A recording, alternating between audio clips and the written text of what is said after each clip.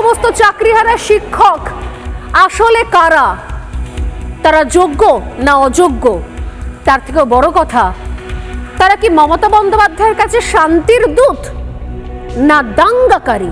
বাংলায় কয়েকটা লোক আছে আপনারা জানেন, টিচারদের চাকরি খাওয়ার জন্য। ওদের ভোট চাই না, ওরা কোর্টে গিয়ে শুধু পিল খায়, পিআইএল করে করে বাংলার সর্বনাশ করছে। আমরা চাকরি দেব আর ওরা চাকরি খাবে। আমি পরিষ্কার বলছি, শিক্ষার্থীরা, শিক্ষক শিক্ষিকারা যারা বসে আছেন গতকাল থেকে, কেন বসে আছেন এই গরমের মধ্যে কষ্ট করে? আপনারা স্কুলে যান।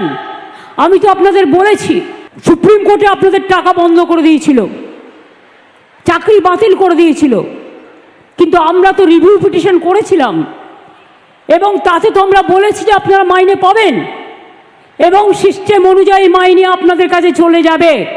এর জন্য কারো প্ররোচনা দেওয়ার দরকার নেই, দাঙ্গা করার দরকার নেই।